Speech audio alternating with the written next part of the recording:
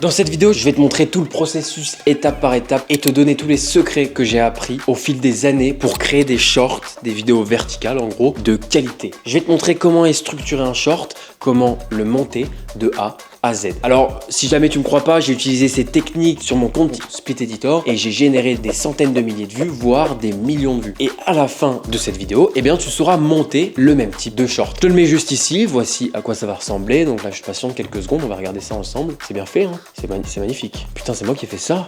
Je suis trop fort. Bref, tu sauras faire tout ça dans cette vidéo. Alors, puisque je suis sympa, je vais vraiment te donner dans cette vidéo toutes les étapes pour créer un short. Parce que pour moi, je trouve qu'il est quand même primordial de comprendre comment c'est effectué un short. Si jamais ton client te pose une question et que tu n'arrives pas à lui sortir c'est quoi un hook par exemple, bah directement ça fait tâche. Donc c'est pour ça que je fais cette intro qui est un peu longue. Et t'inquiète pas, on va vite passer au montage. Et puis en plus, si jamais tu es monteur vidéo et que tu crées du contenu en inbound, c'est-à-dire que tu vas créer du contenu pour que les marques ou les prospects viennent directement à toi sans les prospecter, ça c'est plus pour une vision long terme, eh bien cette vidéo est faite pour toi. Quand on commence à faire une vidéo verticale, on doit trouver une idée. Comment trouver une idée de vidéo? Alors je vais te donner plusieurs astuces, même s'il en existe beaucoup. La première, ça va être de regarder les tendances et de t'en inspirer. Bah oui, pourquoi se casser la tête à trouver une idée alors qu'il suffit juste des fois de surfer sur les tendances et de réadapter à ta façon. Le terme exact, c'est inspiration. Il faut juste s'en inspirer. Ne commence pas à recopier de A à Z, sinon tu vas avoir des problèmes. Deuxièmement, ça va être de regarder ce qui t'entoure. Alors tu vas me dire, qu'est-ce que tu me racontes là, Alexis? Eh bien, regarde ce qui t'entoure dans ton quotidien. Par exemple, moi, regarde juste ici, tu peux voir que j'ai une souris d'une valeur de 130 € pour mes montages vidéo. Je pourrais très bien faire une vidéo demain sur les inconvénients et les avantages de cette souris pour les monteurs vidéo. Idem, je pourrais faire une autre vidéo sur les raccourcis clavier que j'utilise dans mes montages. Là, je viens déjà de te citer deux idées de vidéos.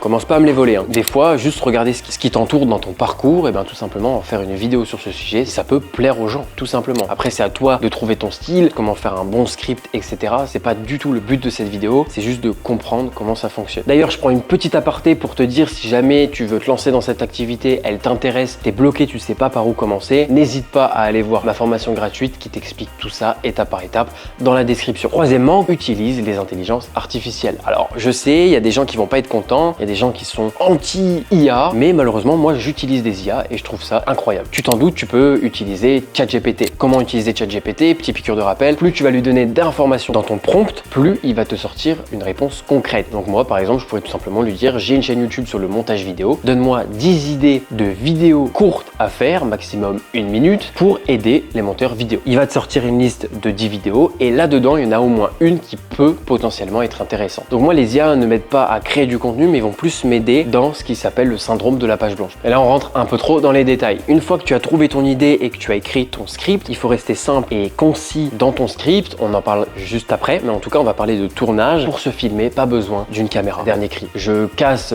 toutes tes croyances limitantes là-dessus. Tu n'as pas besoin d'une caméra professionnelle à 3000 € pour filmer une vidéo. Tu peux prendre tout simplement ton smartphone. Donc, je sais pas si tu as un iPhone ou quoi que ce soit d'autre. Aujourd'hui, ils sont ultra développés. Niveau résolution, c'est incroyable. En plus, en post-production, tu touches à la colorimétrie, tu rajoutes quelques effets et tu as un résultat qui passe largement. Donc pas d'excuses, tu prends ton téléphone, moi j'ai l'iPhone, j'ai pas le dernier, l'iPhone 13 Pro Max, et le vlog qu'il y a sur cette chaîne a été tourné pratiquement 80% du temps avec cet iPhone et le résultat est largement suffisant. Donc une vidéo verticale, déjà, faut bien comprendre que c'est une vidéo de 0 à 1 minute. On arrondit. Par exemple, une vidéo verticale ne peut pas dépasser 1 minute sur YouTube. Sur Instagram, ça peut aller jusqu'à 3 voire 4 minutes et sur TikTok, ça peut aller de 1 à 10 minutes maintenant, sauf erreur de ma part, il me semble, de mémoire. À vérifier, mais je te mettrai tout ça dans la description. En règle générale, on essaye de viser 1 minute pour dupliquer sur Instagram, YouTube et TikTok. Donc cette vidéo de maximum 1 minute est divisée en 3 parties. La première, je vais venir effacer ça, je me transforme en professeur. La première partie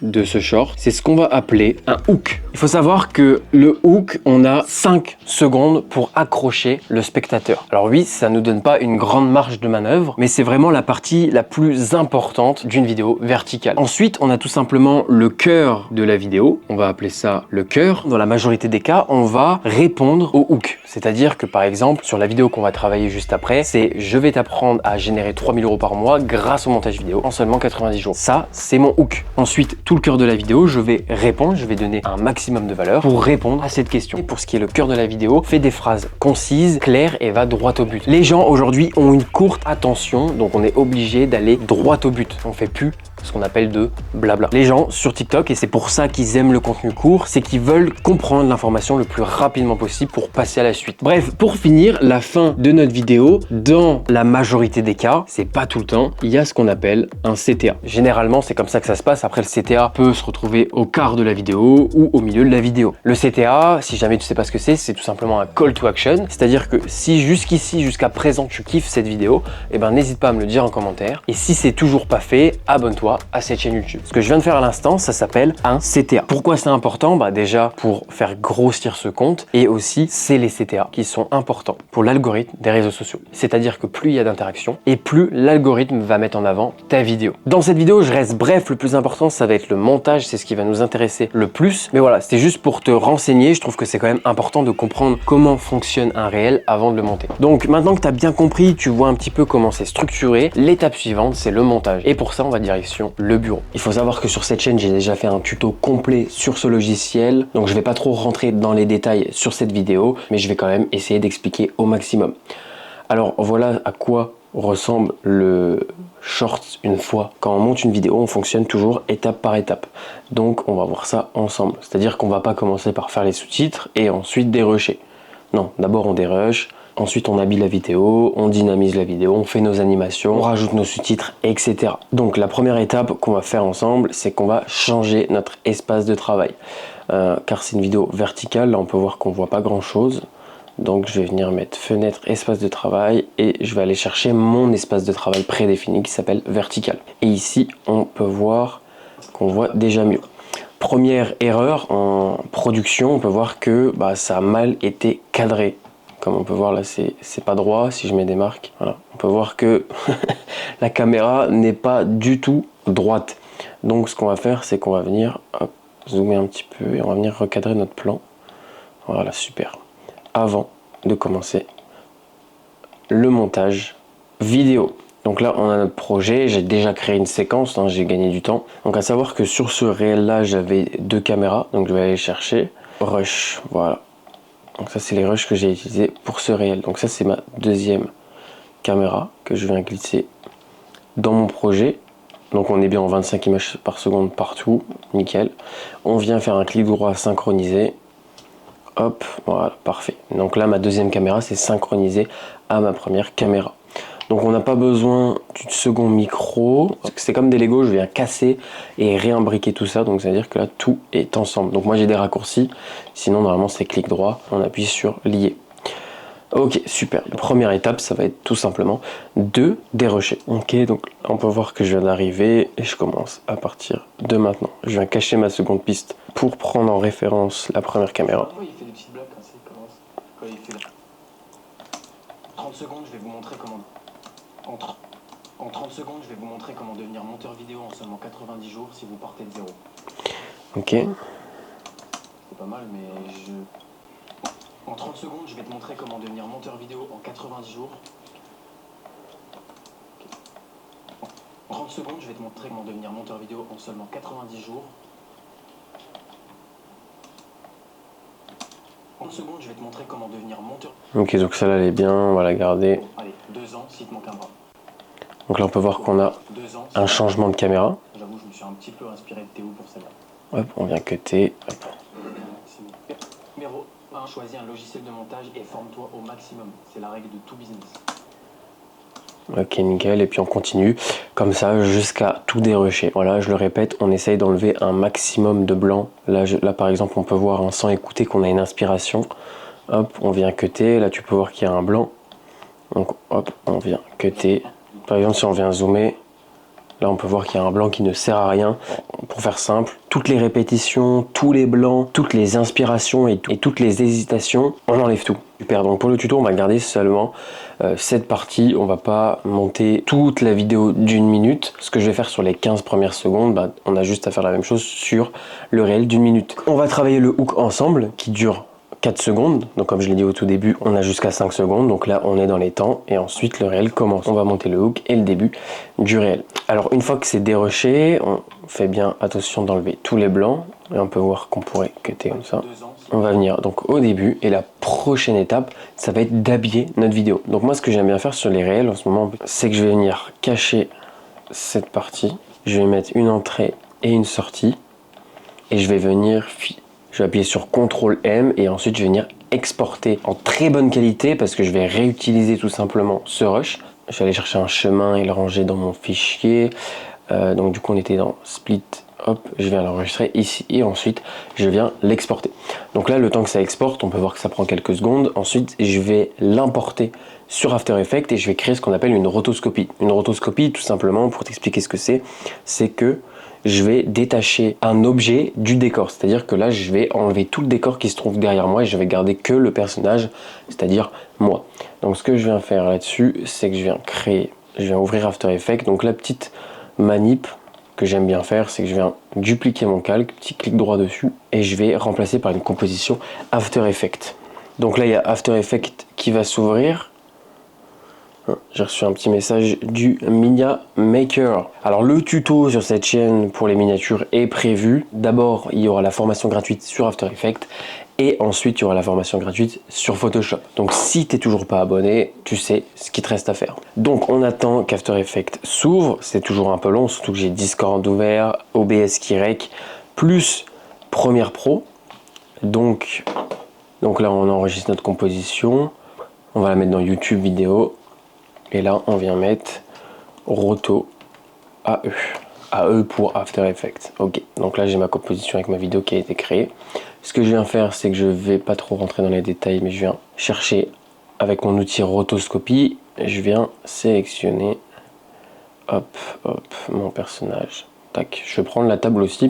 Je vais juste enlever le fond et non la table.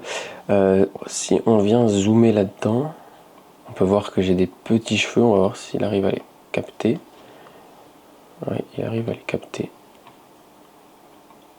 Ok, super, bon, on peut voir que j'ai pas une coupe qui est super compliquée. Voilà, je viens voir s'il n'y a pas d'erreur, là par exemple, ça, on va enlever. Voilà, ça aussi. Super. Et là ensuite, on va venir dans ajuster et ensuite on lance la rotoscopie. Mais on peut voir que la rotoscopie est bien faite, il n'y a pas de bug. Moi j'ai même pas besoin de faire de cut parce qu'elle est finie, donc sur un réel d'une minute ça va être beaucoup plus long. Mais là on a pris que 15 secondes pour le tuto, donc c'est beaucoup plus rapide. Donc une fois que c'est fait, je vais venir exporter mon rush. Petite information pour exporter en PNG, c'est-à-dire en fond transparent. Fichier, on va venir hop, exporter file d'attente du rendu. On vient dans les paramètres d'exportation, on va venir dans format et on va aller chercher QuickTime. Ensuite RVB plus alpha, on vient sélectionner ça, on met OK et ensuite on vient définir l'exportation. Donc là on va la mettre là et on va écrire VF Roto AE. On lance le rendu et on n'a plus qu'à attendre que ça s'exporte. On peut fermer After Effects. Le temps que ça s'exporte sur After Effects, on vient sur Premiere Pro et on vient faire un CTRL Z. Comme ça enlève la liaison entre Premiere Pro et After Effects. Ça évite toutes sortes de bugs. Hein. La timeline passe de rouge à jaune. Donc on supprime.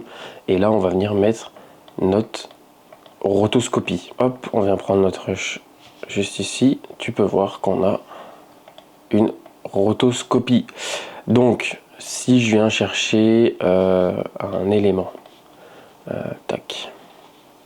Par exemple, on va prendre le logo After Effects, je viens glisser sur Premiere Pro, je viens glisser derrière, tu peux voir que j'ai ce qu'on appelle une rotoscopie et au moins ça m'évite toutes sortes de bugs. Donc ça, c'est fait. Maintenant, je vais tout simplement venir, hop, je vais ajouter des pistes et je vais venir verrouiller cette partie. Ici, petite aparté, avant de commencer le montage, il faut comprendre ce que c'est la safe zone. Alors ça existe sur des vidéos horizontales comme des vidéos verticales, c'est juste que ça va être différent et la safe zone est beaucoup plus petite sur des vidéos verticales. La safe zone, je vais te montrer ce que c'est. Hop, tac, on va prendre cette tablette que tu connais déjà. Hop, donc là, je dessine notre petit réel, 9/16e, ou alors c'est 1920 sur 1080 pixels, tac, voilà, comme ça. Bref, donc là, on a notre réel. Il faut savoir que sur Instagram, TikTok ou YouTube, en bas à gauche de notre réel, il y a ce qu'on appelle le titre et la description.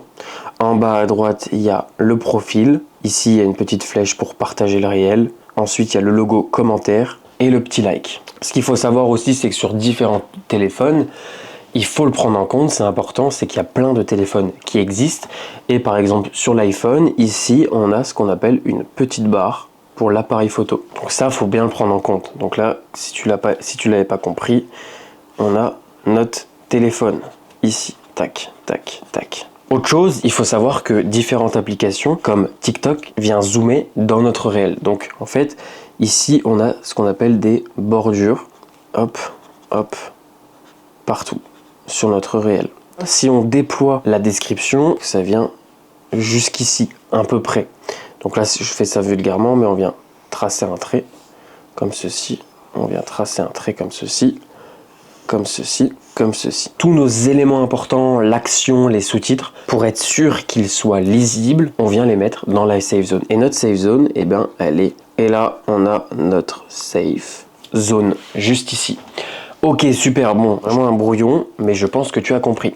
De toute façon, pour que ça soit plus intuitif pour toi, alors tu peux créer ton template de safe zone, mais sur Google, il existe plein de templates. Tu tapes safe zone PNG et tu peux en trouver. Voilà, donc ça c'est ce qu'on appelle une safe zone. Par exemple, on vient l'enregistrer, on copie, on vient le renommer safe zone, hop, on va le mettre sur le bureau, voilà, on vient le sélectionner, on vient le glisser sur mon réel, on vient le glisser tout en haut de mon réel, on vient réduire un petit peu l'opacité, on vient le verrouiller, et voilà, on a notre safe zone. Donc tous les éléments qu'on a envie de montrer, comme par exemple nos sous-titres sont bien dans la safe zone, ces logos sont bien dans la safe zone. Donc voilà, pour t'expliquer ce que c'est la safe zone. Ce qu'on pourrait faire, c'est qu'on pourrait venir mettre des marques. Hop.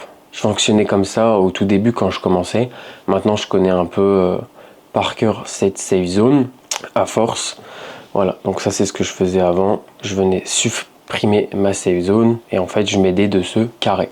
Donc voilà, préalablement comme je t'ai montré tout à l'heure, j'ai monté le réel de A à Z, donc je vais réutiliser les éléments que j'ai trouvés. Hop, donc je vais utiliser le chrono. Là j'ai trouvé des chronos en format PNG qu'on va pouvoir utiliser. Donc là on vient faire un petit CTRL Z, c'est pas celui-là que je veux. Moi, je veux le 30 secondes. Hop, tac.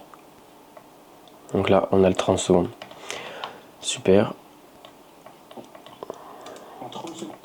Hop, tac. Et je vais venir le mettre derrière. Comme ça.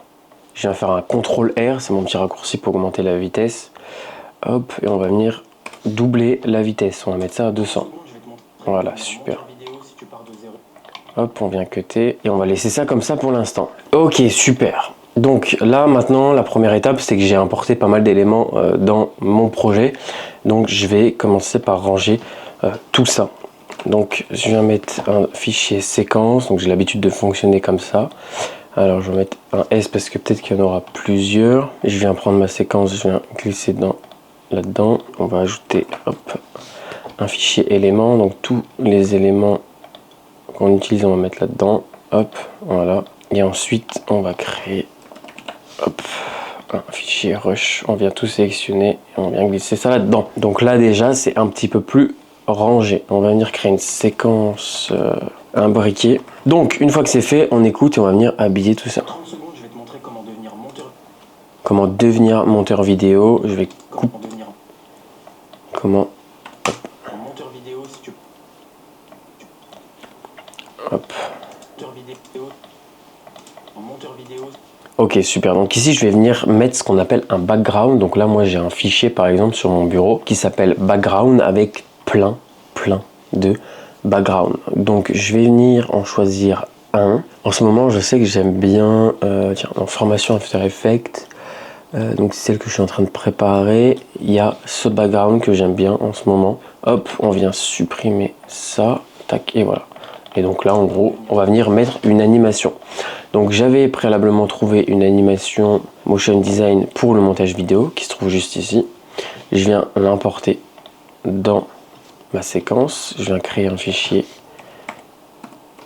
background. Hop, donc je viens glisser mon background là-dedans. Et je viens mettre ma vidéo juste ici. Ma vidéo va dans éléments. Et on va venir regarder ce qui se passe. Ok, super. Donc ça... J'aime bien, je viens cutter, hop. Hop, tac, et je vais venir le mettre ici. À partir de là, boum. Voilà, le violet, je suis pas trop fan. Hop, je viens agrandir un peu l'échelle. Et je vais venir chercher un effet, on va mettre ça en noir et blanc. Voilà, on va mettre l'effet noir et blanc dessus. Voilà, je préfère, ça fait un peu effet papier, j'aime bien. Pourquoi pas? Allez, pourquoi pas? Et ce qu'on va venir faire, c'est qu'on va venir mettre une grille. Donc pareil, grille, j'ai des fichiers avec des grilles, avec des emojis, etc. Donc dans la formation After Effects que je suis en train de préparer, il y a des grilles, voilà, que j'utilise. Donc on pourrait venir tout simplement mettre cette grille juste ici. Voilà, super. Et on pourrait venir, hop, tac. On a quelque chose de plutôt sympa. Non, je suis pas trop fan.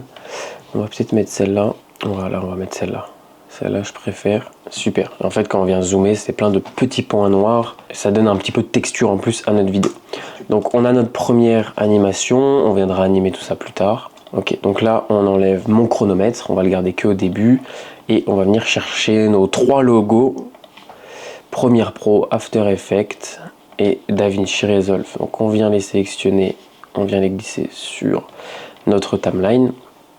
On va dans projet toujours, on essaye de mettre un petit coup de propre là-dedans. Alors vu que c'est mon réel, je suis pas obligé que ça soit ultra bien rangé, mais quand même, hop, on vient mettre tout ça dans éléments. Donc quand c'est un client, on peut aller plus dans les détails, mais quand c'est ton réel, il n'y a pas de V1 ni de V2, il n'y a pas de retour entre toi et les clients.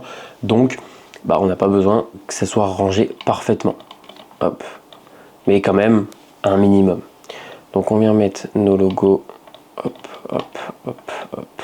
Tac, boum. Comme ceci. Tac, tac.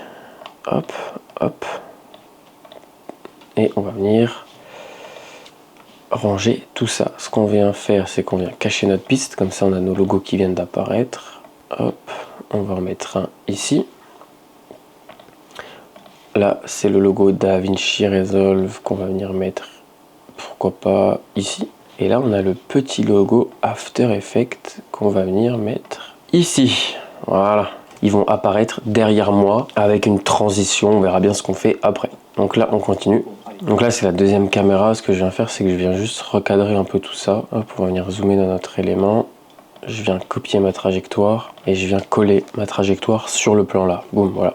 Donc là, c'est déjà un peu mieux. Là, je fais une petite référence à Theorizzi, si jamais tu sais c'est qui. Hop, tac. Parce que le réel est tout simplement inspiré de ce qu'il fait déjà. Et on va venir glisser ma tête sur mon visage. Tout simplement quand je parle de lui. Hop, voilà.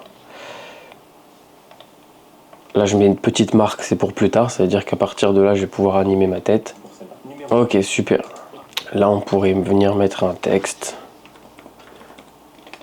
On vient mettre étape 1. Voilà. Et on pourrait venir mettre le mot logiciel. Tac. Choisis un logiciel de montage. Donc là, on va en prendre un. Le meilleur, ça reste Premiere Pro. Donc ici, en fond, on pourrait peut-être rajouter une timeline. Voilà, forme-toi au maximum. Je sais que j'ai cette vidéo YouTube que j'ai commencé à filmer. On va aller dans vidéo, capture. Et là, j'ai des captures d'écran de timeline. Donc on va aller chercher ça. Voilà, ici j'ai des timelines. On va prendre notre capture d'écran et on va venir la mettre ici. On vient faire un double clic et on vient chercher une timeline. Voilà, hop, on vient glisser mon rush là-dessus. Hop, tac, on vient étirer ça. Hop, et on va venir mettre notre timeline comme ceci en fond. Il y a peut-être un truc à faire avec ça.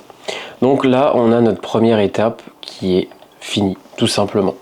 Donc on va venir animer tout ça. On va venir le centrer comme ça. Et ce qu'on va venir faire, c'est qu'on va venir imbriquer. On pourrait le renommer intro. On va venir dans séquence imbriquée, le fichier que j'ai créé tout à l'heure. Et on va venir tout simplement rajouter un petit zoom.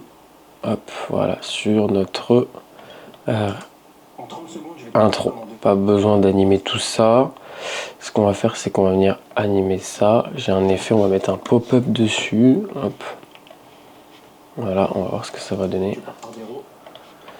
Et on va enlever l'échelle uniforme. Et là, on a quelque chose de sympa, je pense. Voilà, super. Donc ce qu'on va faire, c'est qu'on va cliquer sur notre effet pop-up et on va mettre ça partout. Voilà, c'est pas trop mal. Ce qu'on va faire, c'est qu'on va venir zoomer un peu nos logos pour montrer qu'on a fait une petite rotoscopie, que ça a été travaillé. On n'a pas fait juste un réel pour faire un réel. Voilà, on a une petite rotoscopie sur le doigt comme ça. Voilà. Et Premiere Pro, on pourrait carrément mettre un peu plus gros derrière. Voilà, super. Donc là, je change de caméra, donc on va enlever la rotoscopie sur tout notre plan. Hop, voilà, on vient descendre tout ça. 2 ans. Là, on va venir faire un suivi sur mon visage. Donc ce qu'on va faire, c'est qu'on va mettre des marques. Hop. Et on va venir... Hop là, voilà. Donc là, à partir de là, on est bien... On va verrouiller nos images clés et ensuite, on vient avancer. Hop, voilà. On va faire bouger la rotation aussi. Voilà, super, tac. On vient avancer. Hop. Hop. On va venir tout sélectionner, faire un clic droit, on va mettre en Paisley Auto. On vient imbriquer tout ça, on va venir le renommer Théo Tête. Hop, voilà. Et là-dessus, on va mettre un effet noir et blanc. Je trouve que ça le fait grave en noir et blanc. Et puis là-dessus, on pourrait peut-être même rajouter un petit zoom sympa. Voilà. Même un dézoom carrément. Pourquoi pas un dézoom sur tout le rush. J'avoue, je me suis un petit peu inspiré de Théo pour celle-là. Numéro. Super. Donc là, on va enlever notre rotoscopie et on va venir mettre... qu'est-ce qu'on pourrait faire? On va venir mettre un effet flou. Gaussien sur notre rush. Tac. Hop. Voilà, super. Et ensuite, on va venir travailler notre texte. Donc ça, on peut supprimer. C'est bon, je me souviens de mon idée. C'est comme si je mettais des post-it sur mon montage. Donc je fonctionne comme ça. En gros, j'habille toute ma vidéo sans trop dynamiser tout ça. Et puis après, je viens habiller. On pourrait tout animer d'un coup. Après, voilà, chacun fonctionne comme il veut. On va aller dans graphique essentiel, étape 1. On va changer la police parce qu'elle est dégueulasse. Celle-là, montage black, voilà. Et on va venir mettre au milieu. Donc je ne vais pas trop rentrer dans les détails. Après, tu peux choisir la couleur. Nous, on va juste mettre une petite ombre dessus. Sympathique. On va la mettre en noir, ouais. En noir, c'est mieux. Voilà, super. Hop là. Voilà. Et là, on a une petite ombre sympa. On vient ensuite agrandir notre texte. Hop. Et là, elle est au milieu de notre vidéo. Je vais venir placer ici et le centrer. Ensuite, ce qu'on peut faire, donc là, hein, c'est pas super beau, mais bon, ça passe. Ensuite, j'ai dupliqué ça et on va appeler ça logiciel. Voilà, on pourrait venir, on va venir changer la police et mettre en régular. Ouais, et on pourrait venir descendre ça. Et on va écrire le logiciel de montage. Voilà. Et on va venir tac. Là, on a un titre qui est plutôt pas mal. Ensuite, on va venir tac. Hop, le recentrer. Et on a quelque chose de pas mal. Je vais essayer un truc. On va voir ce que ça va donner là en rapide. En contour. Ouais. On a un truc qui est plutôt pas mal là. On a un truc qui est plutôt pas trop mal. On va laisser comme ça, c'est peut-être mieux. Ouais. Je préfère comme ça. Ok, super. Et photo au maximum, donc ça on va garder et ça on va enlever. Là-dessus, ben, Premiere Pro, on pourrait venir, hop, on va venir le mettre ici, voilà. Et on va mettre un preset, on va aller dans mes presets et on va mettre pop flou, voilà, ça peut être pas mal ça. Hop, on vient faire un petit CTRL S pour sauvegarder. Je vais venir imbriquer cet élément que je vais renommer timeline, hop, et je vais venir mettre un switch de gauche vers la droite. Voilà, super. Et je vais venir mettre une échelle comme ça. Et je vais, tout à l'heure, j'avais utilisé une grille, je vais utiliser la même. Voilà. Ok, super. Donc là, mon habillage et ma vidéo est dynamisé, c'est fini. Donc ce qu'on va faire, c'est qu'on va ajouter des transitions. Donc là, on va pas aller chercher bien loin. On va aller dans Motion Bro. On va appliquer cette transition en premier. Je la trouve vraiment cool. Donc on appuie dessus, on attend quelques secondes. Voilà. Hop, ça vient de s'appliquer. Ensuite, on va venir ici. Ici, on va ajouter une petite transition. On va mettre une transition, une light. Tiens. On va changer un petit peu. Ok, donc là on vient ranger tout ça. On va venir mettre dans séquence imbriquée. Ensuite on va rajouter une petite light en transition. Ça change de ce qu'on peut voir sur les réseaux. Ok, donc moi je veux juste... Ouais, écoute, on va utiliser tout ça. Hop, tac. Hop, on va venir faire un petit contrôleur. On va mettre un x2 en vitesse. Les options d'effet, on va mettre 90 et on va venir zoomer. Tac. On va mettre un fondu écran, bien sûr. Voilà, super, et on a une petite transition sympa. Là, pas besoin de transition. Étape 1. Ici, on pourrait mettre une petite transition sympa aussi. Allez, on va aller dans Premiere Composer, comme ça on revoit un peu les bases. Ça fait un moment que je ne l'ai pas utilisé, mais il y a des transitions qui peuvent être sympas. Ça dépend. Moi, c'est juste que j'en ai marre de revoir toujours les mêmes dans tous les montages. Donc c'est pour ça que je n'utilise plus trop. Donc voilà, on a ajouté nos transitions, c'est cool, on a déjà nos SFX. Et ce qu'on va faire, c'est qu'on va passer maintenant au SFX. Donc là, je vais venir ranger tout ça. Une fois que c'est fini, ce que j'aime bien faire, c'est que je viens sélectionner toutes mes pistes audio, je viens faire un CTRL MAJ D, et ça va venir en fait, quand je zoome, ajouter un petit filtre pour enlever tous les pops. Donc là, au début, on va venir mettre un SFX tic-tac. On a mis un chronomètre, donc on va essayer de mettre un petit son tic-tac, tic-tac, tic-tac. Donc pour ça, je vais aller sur Google, je vais aller dans Artlist, et puis je vais aller dans Sound Design. Voilà, je te montre une fois, pas deux, et je viens mettre Clock, horloge. Et une fois que c'est fait, bah là, tu peux voir que tic-tac, tic-tac, voilà. Donc ensuite, on vient le télécharger et on vient l'importer sur notre timeline. Donc les SFX, une fois que c'est fait, je viens faire ça. Boum. Voilà, super. Et là, on a nos SFX. Donc, ce que j'ai mis en SFX, comme je t'ai montré il y a 2 secondes, un petit chrono, tic-tac, tic-tac, tic-tac. Là, j'ai mis tout simplement, je l'appelle ça Whoosh Cartoon. C'est comme si on lançait un boomerang, tout simplement parce que dans notre animation, juste ici, eh ben, on a plein de trucs qui viennent dans tous les sens. Donc, je trouve que ça s'y prête bien. Ensuite, j'ai mis un riser pour faire monter la tension. Donc, si on écoute le riser, ça donne ça. Voilà, avec un impact à la fin. Et ensuite, c'est les SFX de Motion Bro et de Premiere Composer. C'est tout simplement des whoosh. Ben, je viens mettre un whoosh sur mon logo. Plus sur mes transitions. Quand il y a une petite transition, bam, whoosh. On vient ajouter un whoosh pour impacter ça. Pareil, hein, je ne l'ai pas fait, mais quand je vais le faire devant toi, ici, on pourrait mettre un whoosh, tac, pour accentuer le fait que je tourne la tête. Donc, c'est pas ici, c'est ici. Voilà, tac. Et là, boum, je tourne la tête. Donc là, au moment où je tourne la tête, super. Une fois que tout ça c'est fait, pour la musique, là, il y a 2 méthodes. Soit on vient la mettre sur notre rush, soit on va nous aider d'Instagram et de YouTube qui proposent des musiques. Et une fois qu'on poste le réel, on peut choisir une musique. Donc là, ce qu'on va faire, nous, c'est qu'on va prendre une musique tendance directement sur Instagram. Donc on n'a pas besoin de rajouter de musique.